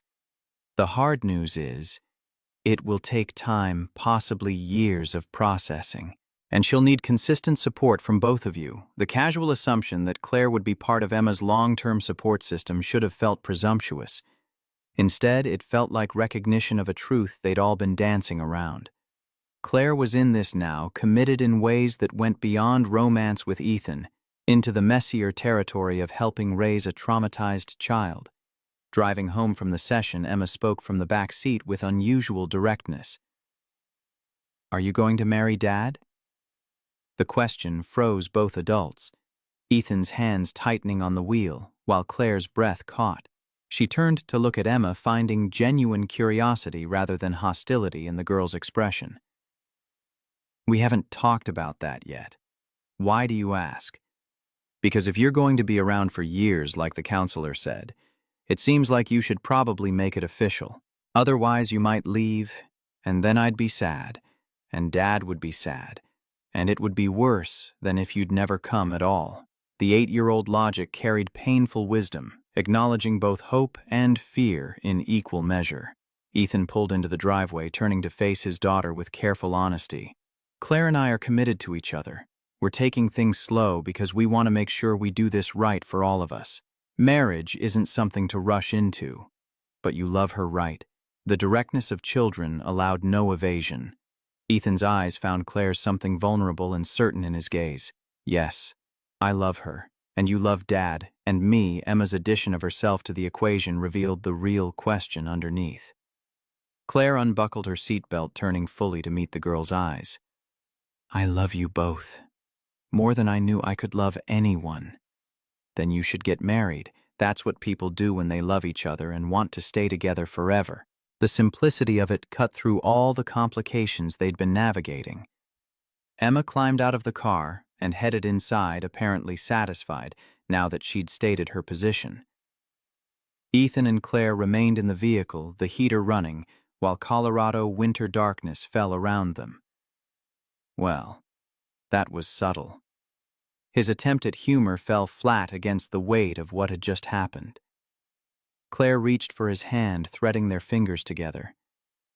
She's not wrong, though. If we're doing this, really doing this, maybe we should stop hedging our bets. You want to get married? After 3 months, I want a commitment that matches what I'm feeling. I want Emma to stop waiting for me to leave.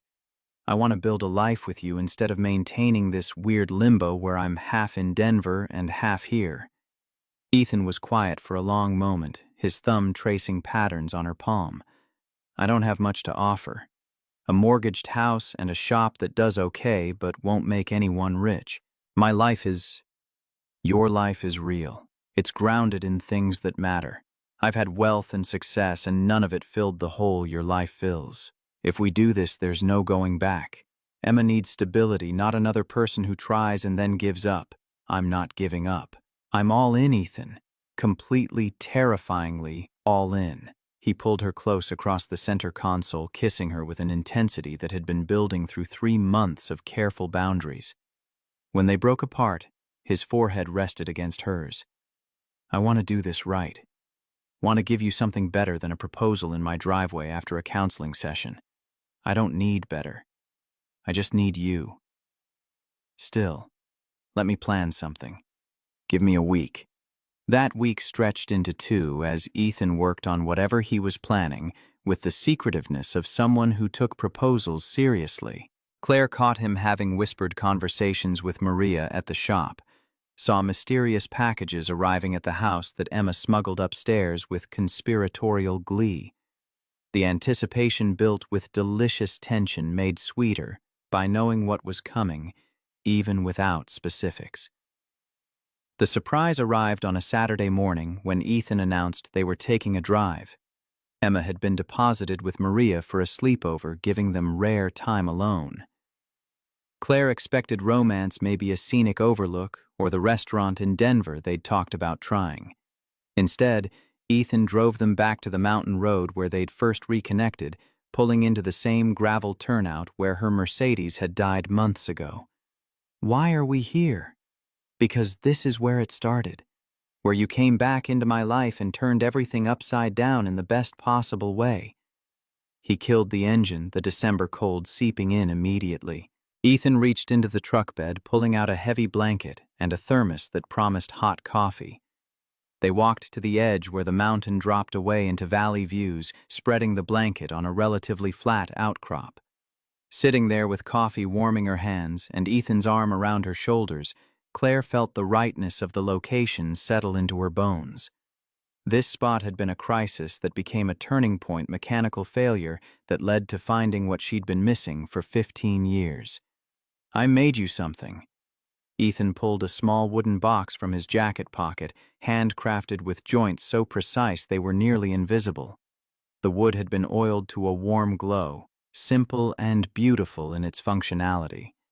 Inside, nestled on velvet he'd probably bought at a craft store, sat a ring. Not diamond, because Claire had never cared about diamonds. Instead, a band of titanium with an intricate pattern etched around the circumference, gears and pistons rendered in miniature, a mechanic's art translated into jewelry. I made it in the shop. Took me about 40 hours spread over 2 weeks. The pattern is based on the engine of a 1969 Mustang because that was the first car I ever fully rebuilt with my dad. Claire lifted the ring with trembling fingers, seeing the care in every detail, the hours of work that represented more value than any store-bought stone. It's perfect. Ethan took it from her, holding it poised at the tip of her ring finger. Claire Donovan, you walked back into my life when I'd convinced myself I was fine being alone. You saw past the grease stains and modest house to something worth fighting for. You love my daughter like she's yours, and she loves you back even though she's terrified to admit it. You make me believe in second chances and futures worth planning for. Will you marry me? The words came out steady despite emotion thickening his voice. Claire's vision blurred with tears that had nothing to do with wind or cold. Yes. 1,000 times yes. He slid the ring onto her finger, the fit perfect because he'd apparently been measuring her jewelry when she wasn't paying attention. They kissed with the mountain wind whipping around them, sealing a promise that had started 15 years ago and finally found its moment. Planning the wedding revealed just how different their worlds remained. Claire's assistant suggested venues that could accommodate 300 guests, while Ethan looked at her like she'd proposed holding it on Mars. They compromised on the small Baptist church where he'd married Sarah, a choice that initially made Claire's stomach clench with insecurity until Ethan explained. Sarah would want this. She told me before she died that if anything happened to her, she didn't want me to spend my life alone. She literally made me promise I'd find someone else to love. The generosity of a dying woman thinking about her husband's future happiness made Claire cry in a way board meetings never had. They kept the guest list to 75, mixing Ridgemont locals with Denver executives in what promised to be either a beautiful fusion or spectacular disaster. Emma threw herself into planning with enthusiasm that bordered on obsession, sketching dress designs and debating flower arrangements with the seriousness of a child who'd never been to a wedding and wanted this one to be perfect. Claire included her in every decision, learning to navigate the balance between honoring Emma's mother and building their own traditions. The morning of Emma's spring break, Claire was helping the girl organize her science fair project when the school's front office called. A woman's voice, unfamiliar and hesitant, asked if Claire could come pick Emma up early.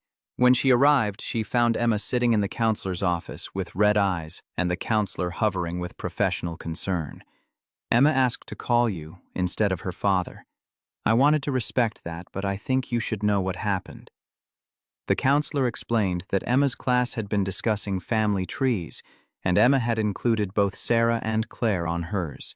Another student had questioned whether she could have two mothers, leading to an argument that ended with Emma in tears. Driving Emma home, Claire waited for the girl to speak first. Finally, in a voice small and uncertain, Emma broke the silence. Is it okay to have two moms? Like, am I betraying Mom? Sarah by loving you too? The question Claire had been waiting for, dreading and hoping for in equal measure. Your mom, Sarah, will always be your mom. Nothing changes that, not me marrying your dad or you calling me mom or anything else. Love isn't a pie where giving someone a slice means less for someone else. It's more like a fire. The more you share it, the bigger it grows. She pulled into the driveway, turning to face Emma directly. Your heart is big enough for both of us, and I promise I'm not trying to replace your mom. I'm just trying to be someone else who loves you and your dad with everything I have. Emma unbuckled her seatbelt, then launched herself across the console into Claire's arms. Can I call you Mom? Claire. So there's Mom. Sarah in heaven and Mom Claire here with me. The honor of it. The trust required for Emma to offer that title broke something open in Claire's chest. I would love that, more than almost anything. Almost. Well, I'd love it even more if we went inside and made those brownies we've been talking about. Emma pulled back, grinning through residual tears. The ones with the peanut butter swirl? Those exact ones. They spent the afternoon covered in flour and chocolate, making a mess of Ethan's kitchen, while debating the merits of various scientific theories. When Ethan came home to find them laughing over burned edges and arguing about whether to save him any, the look on his face suggested he'd found them exactly as he'd hoped. That night, after Emma was in bed, He pulled Claire onto the porch where so many of their important conversations had happened. "She called you Mom today, at dinner. Did you notice I noticed? And it felt like the most natural thing in the world." Ethan pulled her close, his chin resting on top of her head. "You know this means you're stuck with us, right? No backing out now that you've been officially promoted to mom status." "Wouldn't dream of it." They stood like that, wrapped in each other and the cool April evening, until the distant sound of Emma calling for water sent Ethan inside with a kiss and a promise to return. Claire waited on the porch, looking out at the small yard where Emma's soccer ball sat abandoned, and Ethan's truck gleamed under the streetlight, and felt a contentment she'd never achieved through any business success. The week before the wedding, Sarah's mother Linda requested a meeting. Claire drove to her house in Boulder with Ethan beside her for support, nervous about facing the woman whose daughter she was in some ways replacing. Linda greeted them at the door of a modest craftsman filled with photos of Sarah, at every age a shrine to a life cut short. Over tea that Claire barely touched, Linda studied her with assessing eyes that missed nothing. "Emma talks about you constantly. Mom Claire this, Mom Claire that. It's been both wonderful and heartbreaking to hear. I never wanted to erase Sarah's memory. I've tried so hard to honor." Linda held up a hand, stopping her. "I know, I can see it in how you talk about her, how you've made sure Emma remembers.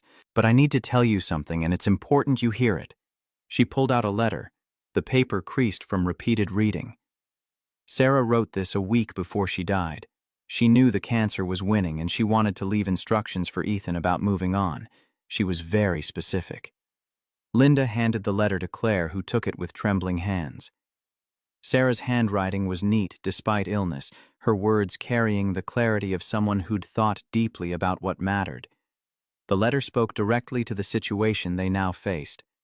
Sarah's voice reaching from beyond death with startling prescience.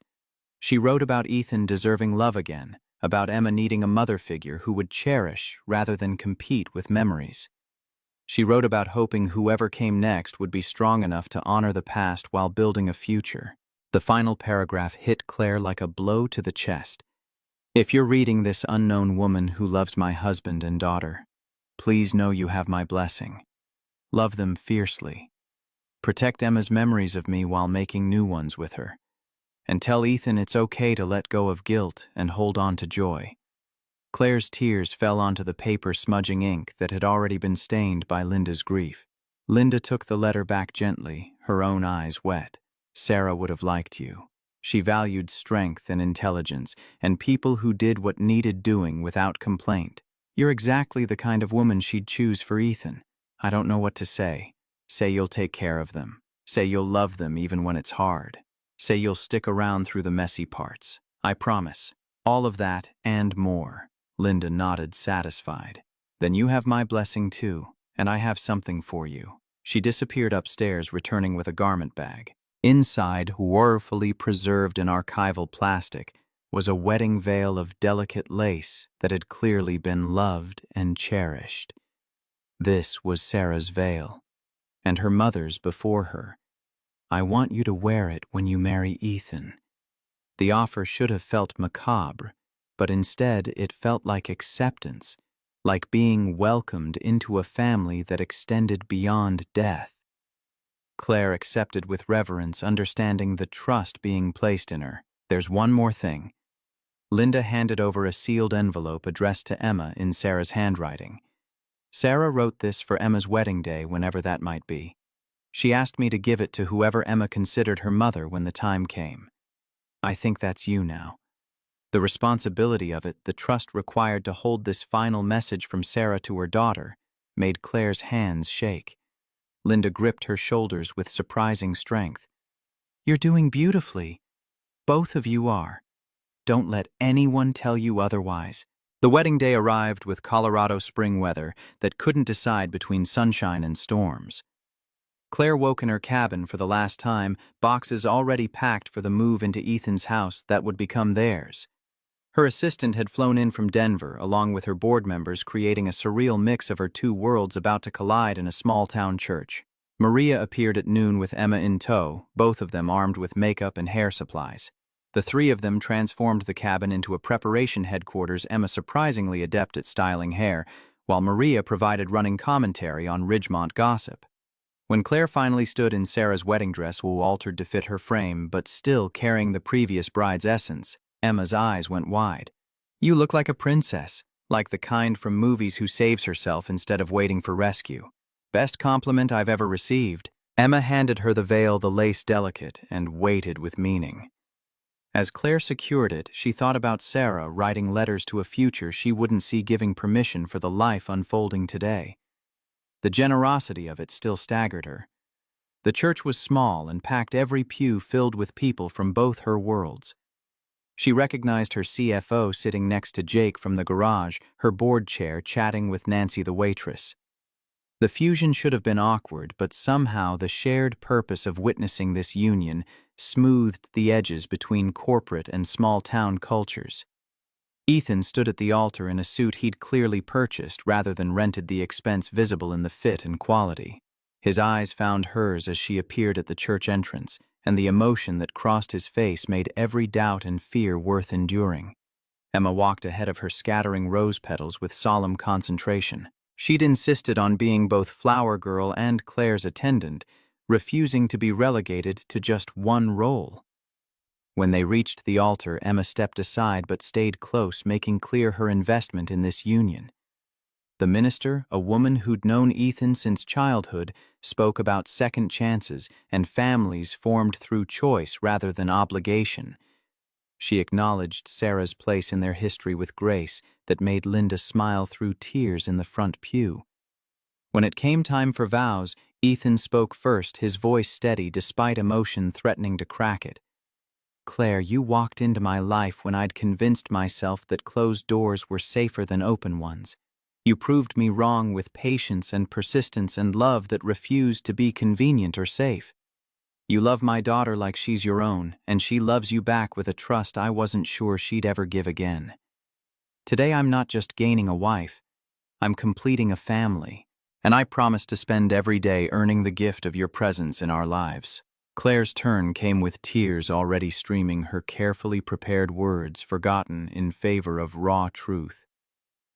"Ethan, 15 years ago, you showed me what it meant to be seen and valued for who I was rather than what I could become.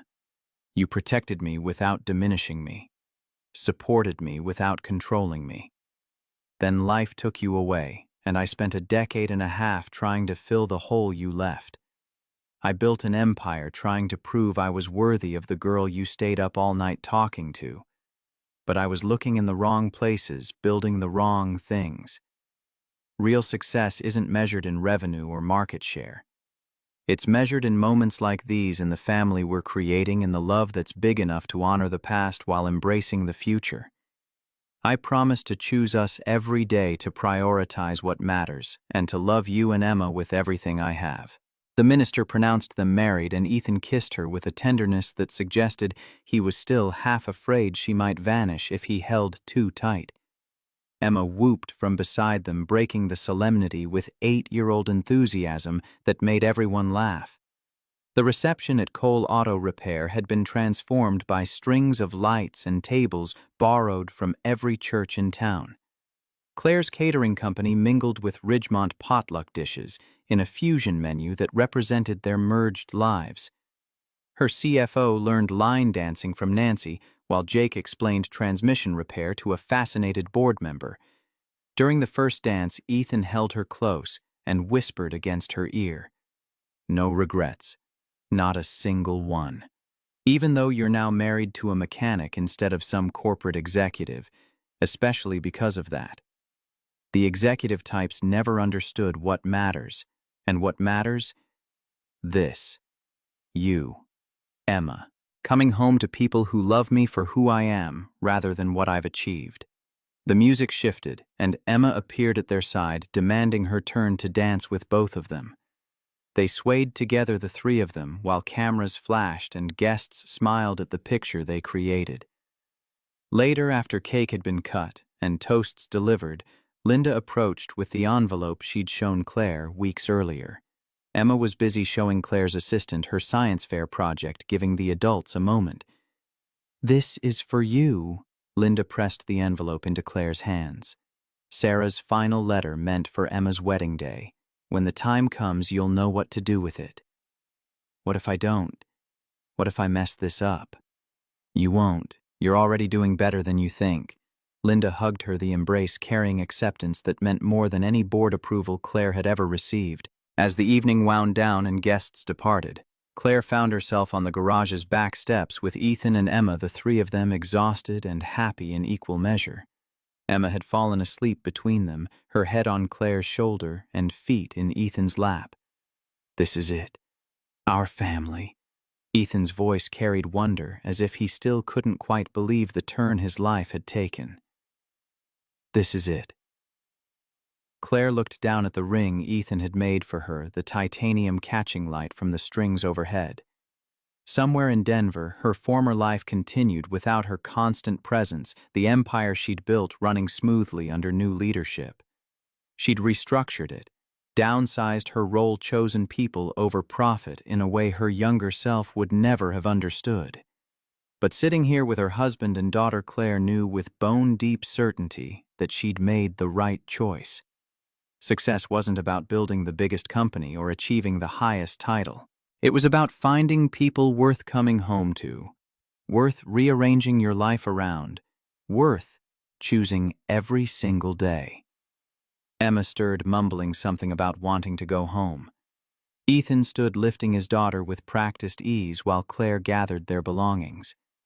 They walked to the truck together, a family now in every sense that mattered, heading toward a future that wouldn't always be easy, but would be real. The house felt different when they arrived, transformed from Ethan's space into their shared home by the simple fact of Claire's belongings finally moved in completely.